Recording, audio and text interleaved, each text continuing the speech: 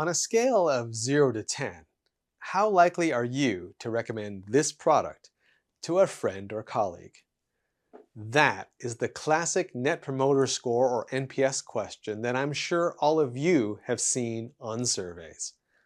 But what do companies do with that data? Or maybe a better question to ask is what they should be doing with that data. Well, stay tuned because I'm about to sit down with a company that took NPS to the next level. They implemented something called NPS 3.0, and I can't wait to sit down with them to learn more. Joining me today on the program is Brad Rennick. He's the Chief Customer Officer at FinThrive. Also, Jeffrey Becker, Vice President of Portfolio Marketing at FinThrive, and Alan Gonsenhauser, Founder and CEO of Demand Revenue. Let's get to it.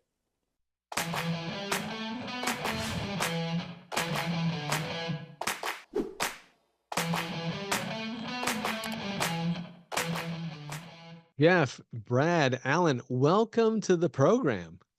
Thank you, Colin. It's great to be here. Thank you for inviting me. Appreciate it. Thank you. Thanks for having me. Thank you. Thanks for hosting us.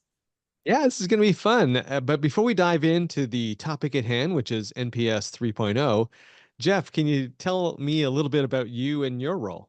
Yeah, sure. So my name is Jeff Becker. I'm the Vice President of Portfolio Marketing at FinThrive. And what that means in context to customer experience is that I work with a cross-functional team to support our class improvement initiatives for our overall class score improvements and really help our organization distill that information into more actionable, tangible steps that we can take to deliver better outcomes, build better products, and just create a better overall experience for our customers.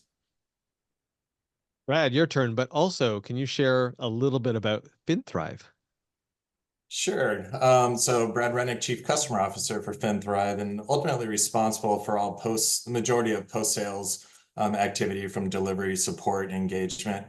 But I'd like to think the more important role is influencing the organization to be a customer-centric organization. It's not a department. It's from before we sell to when we renew, and help our customers for the life of our relationships. So it's something I really appreciate doing and working cross-functionally.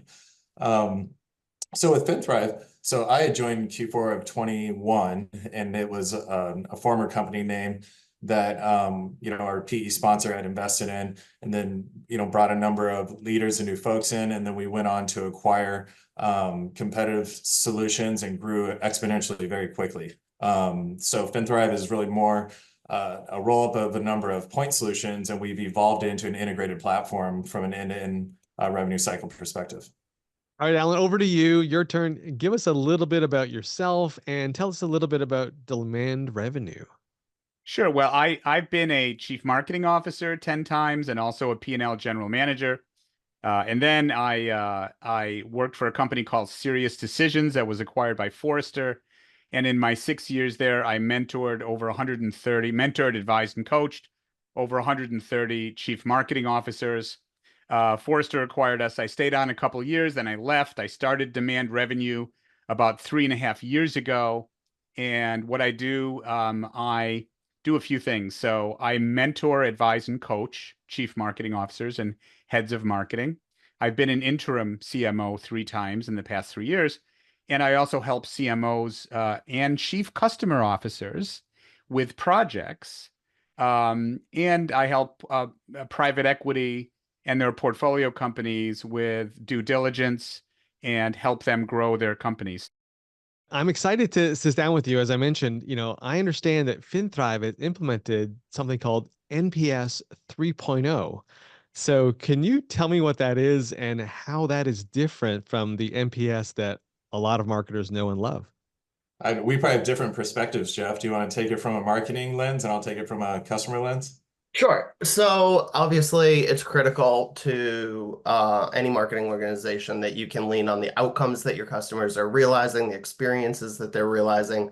NPS, traditional NPS, is always a great tool. It's been around for decades, really, at taking a pulse on what the overall satisfaction of your customer is. But what we wanted was to go beyond that. We really wanted to take the information that we were gleaning from a traditional NPS program and take action on it so that we could drive perpetual improvement within our customer base from an outcomes standpoint, a satisfaction standpoint.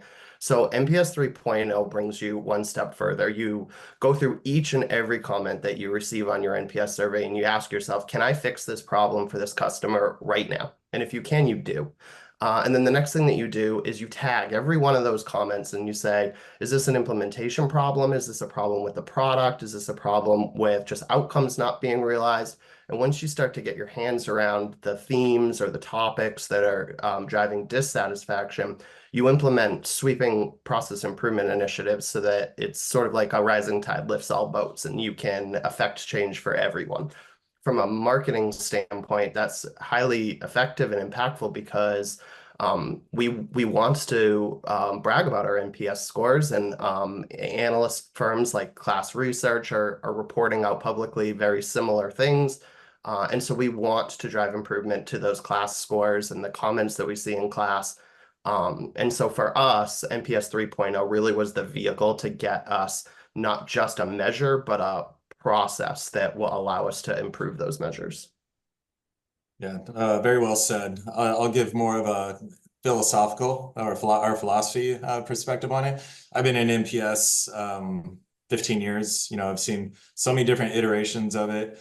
I think a lot of companies, when it's, you know, they'll take it as a marker, and when it's really good, it's celebrated. When it's low, it's not talked about, and or the action items aren't well defined to what to do, whether it's high or low. Right? I mean, there's opportunity when it's high, and there's opportunity for correction if it's trending low.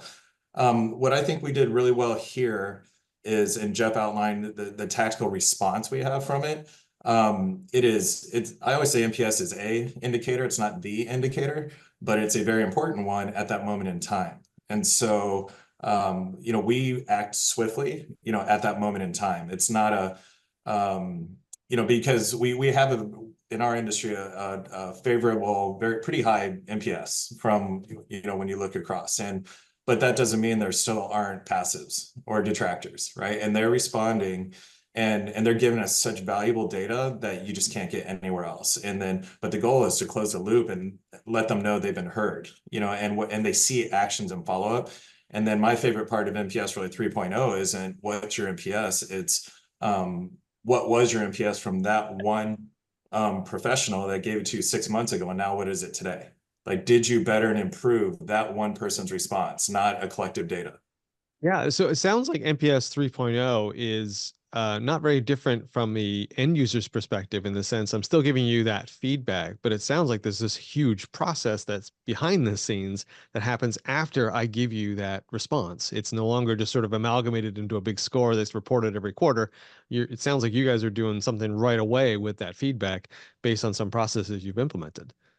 Yeah, absolutely. I mean, the feedback, when a customer takes time to give you meaningful, thought out response, then you owe it to them to give them, you know, a meaningful response to that. And I think a lot of companies just don't, and which means people stop responding. Well, that means you've lost completely, right? So the goal is here, engage, and you know, try and find a mutual action plan that would make them feel better, and then execute on it, and then it should feed a future NPS growth. So let me ask both of you, what operational or internal benefits did you realize having gone through the implementation of NPS 3.0? From a marketing standpoint, we have watched our class scores and our class rankings really climb steadily across all of our products. It's a process, so it applies equally to each of our products. We have a portfolio of 9 class-rated products, and of course, we want to see all of them trending in the right direction. And so through NPS 3.0, we have had the ability to drive that score improvement across the board for our portfolio. And so we've been really excited to see that. So it's had a meaningful impact on not just our customers' experience, but also who we show up as a competitor in the market. And so that's been really meaningful and impactful for our organization. Yeah, and it's also a very strong affirmation when we look at other data points, right? So when I say it's a marker, if we had other data points that weren't trending with NPS, that'd be a problem, right? So Jeff mentioned class, and we've built an entire voice of customer program out with a number of measures that are real-time utilization, product consumption measures, to sentiment, to a proprietary health score and a customer success platform. It all feeds in, and NPS is a very heavily weighted contributor to those scores as well. So Alan, it's pretty clear to me that FinThrive really benefited from NPS 3.0. But if we go back to the beginning, how did you know that it was going to be the right approach for FinThrive? Sure. Well, I was interim CMO at FinThrive for 6 months, and then when they hired Cheryl Alden, the chief marketing officer full-time, I was her mentor, coach, and advisor for another 14 months. And I knew from that experience that they had some customer experience issues, especially with a lot of M&A they were doing and integrating these companies. And I asked some questions about how are you looking at customer satisfaction? And what I heard was, well, we do NPS, but I felt they were just focused on the number, but not what they were doing to improve the number, to continuously improve. So I knew that they had an issue that I could help them with, as I've helped other companies with. How often and at what points in the customer journey do you solicit this feedback? I mean, it sounds like it's pretty frequent, but how frequent is it on a per customer basis? It's actually not as frequent maybe as it sounds, Colin. We actually have 3 scheduled events throughout the year. And then we measure against all respondents each time. We have new respondents, same respondents.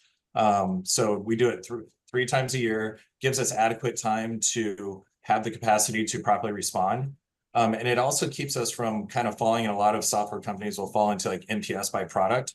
This isn't by product, right? That's a product sat score. That's a separate collection. This is true sentiment. And then something I've seen that's been done well at FinThrive is with the follow-up, whether it's customer success managers or support solution managers or sellers, they may be talking to someone that gave us a passive or just not a promoter NPS, but that actual user may have a 100 NPS across the hall because our customers are so big, right? So it allows us to kind of get some value realization prep for those conversations too. Not just, hey, let's listen to it's like, hey, by the way, here's everything we're doing for you. You may not know because it's not in your org, and we want you to have the same experience that your colleague across the halls have. So guys, can you tell me what the customers' reactions have been when you've fed back to them the changes that you've made based on how they've scored you? Yeah, I actually was probably halfway through. We implemented a new process, at least when it comes to my organization and myself. One data point that I wish we had introduced sooner. So if your listeners, something to consider. But we now have automated touch points where if you're a passive or a detractor, they get a letter from me, and they can self-schedule a meeting with me directly to talk about it. That's on top of their customer success manager also reaching out to them, but we're letting them know, like, we're listening. And then, I've discovered 9 times out of 10, even if we say detractor or passive, it's not really that much detractor or passive, and which is great.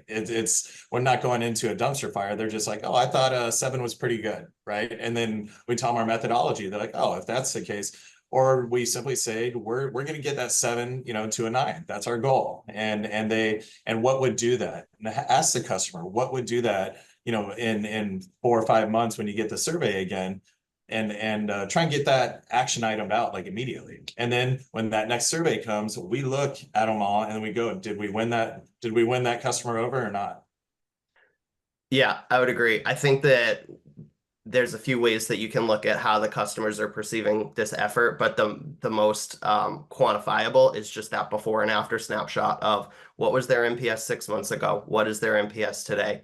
You can look at that individually, and then you can even aggregate that and look at that across all of your multi-respondent survey takers. And what you can see is continued improvement among those multi-touch, because, and this is something that Alan actually brought to the organization, but the concept of immediately actioning everything that can be taken action on. And then Brad's team even took that one step further and said, even on things that we can't immediately action, we want a conversation with our chief customer officer to happen. We want them to feel heard and to know that they have a channel directly to the executive layer in this organization so that they can articulate the problems that they're experiencing.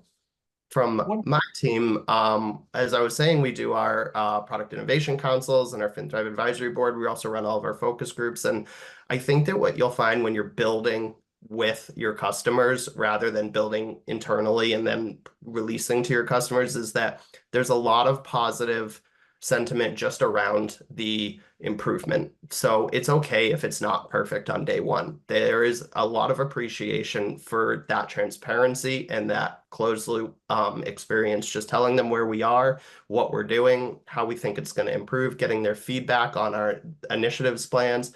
So when we were talking about that we look through all of those NPS scores and we pull out common themes, we bring those themes back to the customers through those focus groups and through those innovation councils, and we brainstorm on them together. And we roll out programs and initiatives that the customers helped us design, and so they are expecting it when they see it. And that does get back to us. They appreciate the ongoing perpetual improvement that we're building here. Yeah, and something just to add that I don't think many talk about when you talk about NPS, you're always thinking about how do you get your passes or detractors up, right? But it's also what are you doing with your promoters, and what are you learning from them? There's so many they're spending time saying why we're important to them, the value we're providing to them. And that is invaluable to our sellers, so they're equally following up and saying, hey, thank you for your response. Thank you for being a fan. We read this, and that makes them feel good. And it's like, hey, I'm going to keep doing this, right? They're listening, they're paying attention.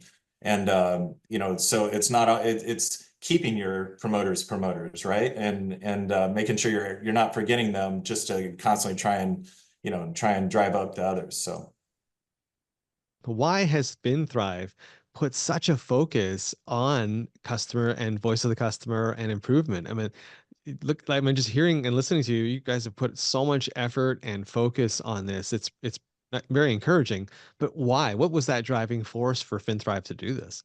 Yeah, I'll probably start, Jeff, with this one from the executive director from our PE sponsor early on with our legacy organizations. It was clear that we were very product-y, right? And a lot of tech companies become that. And we're a number of, former acquisitions rolled into new companies and then new cos, and now we're a much bigger new co, right? And so when you have multiple product experiences going on in the same customer, it was clear that they weren't even, and we wanted to get consistency, and we wanted to get, you shouldn't have a different experience depending on what product you buy or deliver. Right. And that just naturally happens when they're, separated, but together. The whole goal was build a customer organization, build a much more functional organization around the customer experience versus your traditional, more product pillar type approach. Yeah, and I would just agree with all of that. When we brought the companies together that ultimately formed FinThrive, there were very different customer experiences. Those customers were used to very different channels to engage with us, and to just to how we worked together was very different across those different products. And so we needed a enterprise scale customer experience program that would support us on rapid iteration so that we could bring all of these experiences to a level set and then improve them across the board for all of those different products. And we've seen that in the numbers that we capture internally, but also in external numbers like our class score numbers. We've seen that across the board perpetual improvement. Yeah, if you mentioned the class score again, I got to ask, what has been the improvement in your class scores? Well, there's 9. So portfolio wide, we're about a 7 to 8 point overall improvement, but the rankings is really where the proof is in the pudding. We had some products that were top of the rankings as we came together, but now all of our products are number 1 or number 2 in class rankings. So we've managed to differentiate ourselves through the customer experiences that classes recording and capturing. And so we're very excited about that. But we see opportunity to get even better. There is always opportunity to do more for the customers. I think that Something that I've loved about working at FinThrive is that it feels like it is just in our DNA that we are going to win on customer experience and customer outcomes. That is the underlying hypothesis or driving force that pushes all of our strategy forward. So, Brad, let me start with you with this question, then I'll go to you, Jeff. But, Brad, what advice do you have for other executives who want to implement NPS 3.0 or who want to vastly improve their class rankings or just, want to have better customer satisfaction and loyalty? What advice would you give them given the journey that you've been on? Probably three different answers to that question, Colin. So starting with NPS, though, you're either all in or it's unimportant, right? And I've seen, my own organizations, other organizations, they might do something once a year and they hang their hat on, that's our NPS. That's just your NPS that moment in time. Like, and it could change tomorrow, and so you have to have these other data points, and it can't be a hobby. It has to be top-down sponsored. I mean, we have NPS as a corporate goal, like a collective corporate goal. Not too many companies do that unless they're customer centric. Like everyone contributes to the NPS. It's not a customer success score. It's not a product score. It's an organization score. So if you're a leader that either has it or wants to, really elevate it and have it be meaningful, you have to fund it and make it a priority to everyone, not any one functional org.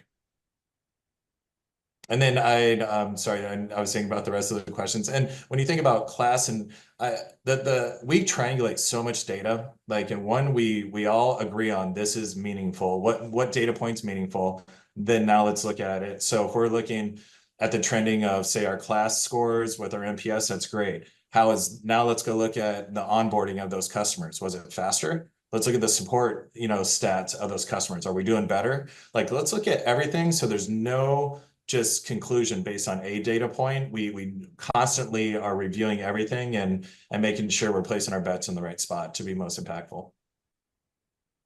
Jeff, same question over to you. What would you recommend to other executives who are looking to implement an NPS 3.0 type program? I think that what you'll find is that it is the data gathering is 10% of the job. It really is the follow through.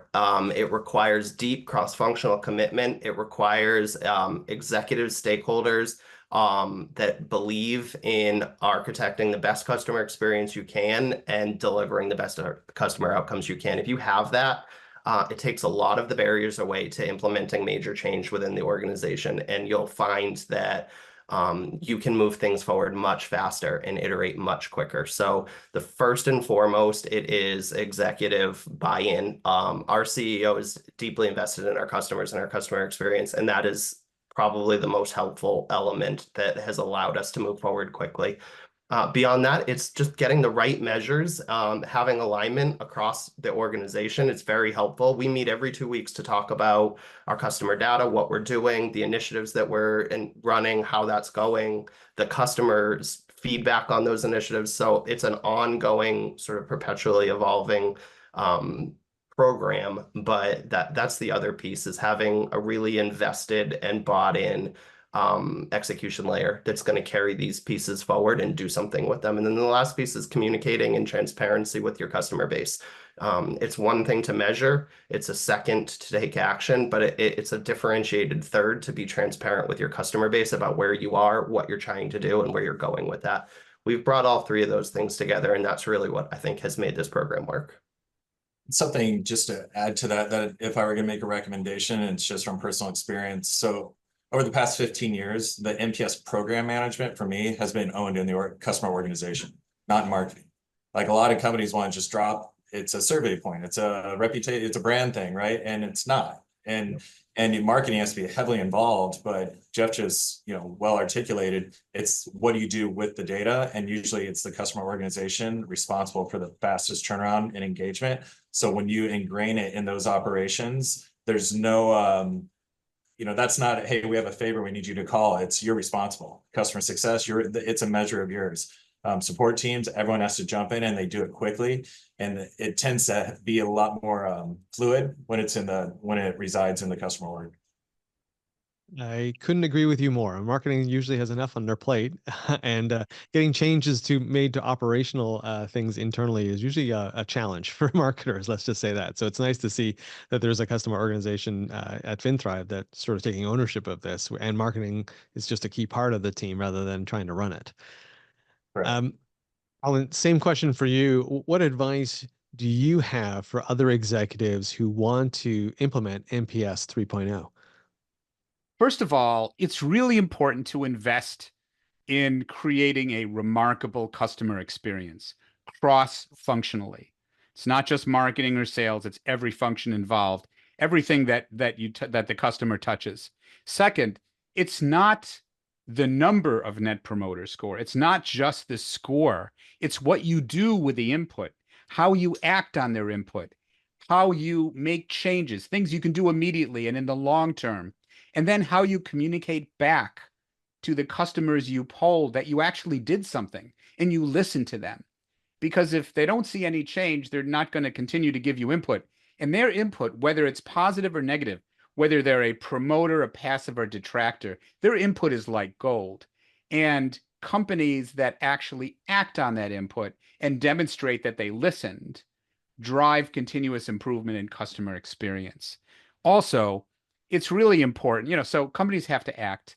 And I would also say, financial performance is in the rearview mirror. If you really want to impact your future performance, it's a function of your net revenue retention or getting customers that are, that are in your ideal customer profile, not just getting customers, but keeping customers. And also having an advocate program and having your promoters bring you new business.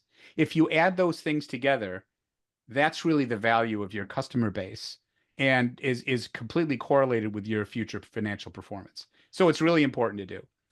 And the last thing I'll say, if you look at Fred Reichheld, who started NPS 20 years ago, what he says is only about 10% of the companies really get it. There are a lot of companies playing lip service to customer satisfaction, but really understanding how you can improve it over time is critical to your future financial performance. You worked with Alan Gonsenhauser on this project. Can you speak to me a little bit about how that collaboration worked and how it went? I would call Alan the chief architect of what we have ultimately built here. So we I think we've both articulated the problem that we were trying to solve.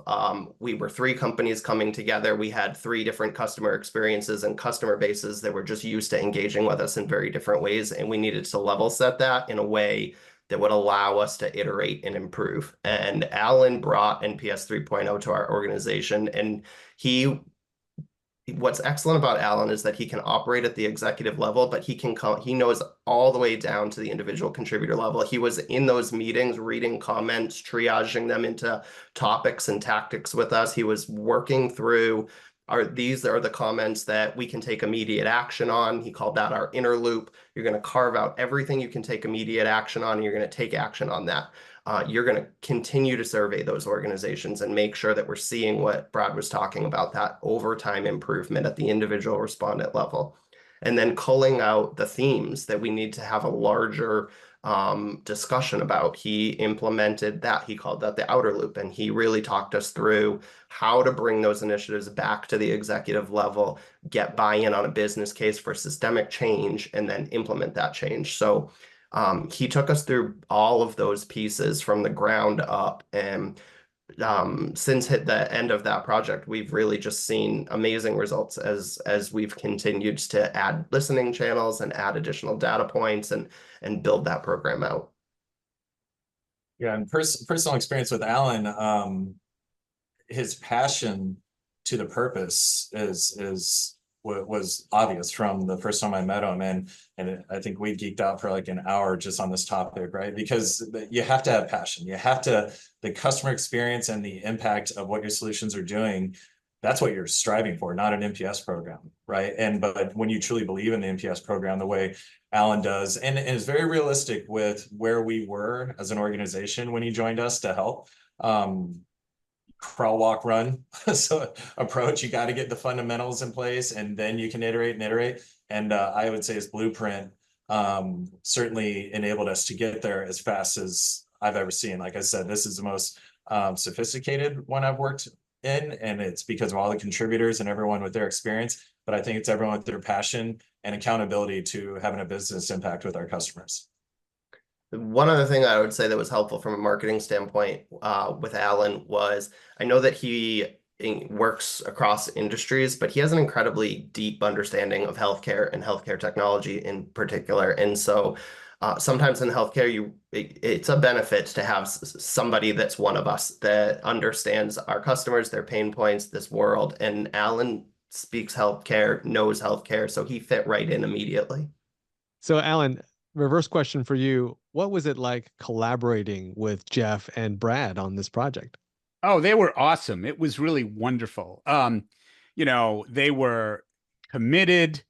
They took my input. They let me run with the program and really help them. There was a huge level of trust, and we were all jointly passionate about improving the customer experience. So they let me lead the teams and really get very involved, not only in the strategy, but the tactics as well. And it had a wonderful result in terms of their customer satisfaction performance, their customer experience, which is what we all wanted. Gentlemen, thank you so much for being on the program today. You've shared a lot of great, wonderful information. Where can people go to learn more about FinThrive? FinThrive.com. Alan, you've shared a lot of great information. Where can people go to connect with you and learn more about demand revenue? Sure. I'm not going to ask people to spell my last name. I know it's difficult. So my website is demandrevenue.com, just how it sounds. And you could email me at ag@demandrevenue.com. Awesome. Well, thank you both for being here. We enjoyed having you on the program. Hope both of you have a great rest of your day. Oh, thank you so much for having us. And if you need to start a program, call Alan. For sure. Thank you, Colin. Thanks, Alan. All right, thanks, Colin. My pleasure. I really enjoyed it. Thank you for inviting me, Colin. Wow. I really enjoyed that conversation with Brad, Jeff, and Alan. There was just so much to unpack there. I really loved how the team at FinThrive was able to tie improvements in their customer service, which of course they measured by NPS, to an improvement in their class ranking. That to me is a very clear marketing ROI. I also loved all the little things that the team worked on together to operationalize all that NPS data that they were collecting. And hey, if you enjoyed this interview, please like and subscribe. Also, head on over to Sway Health, that's Sway with 2 A's, .health, where you'll find more great content like this. I'm Colin Hung. Thanks for being here, and I'll catch you on the next episode.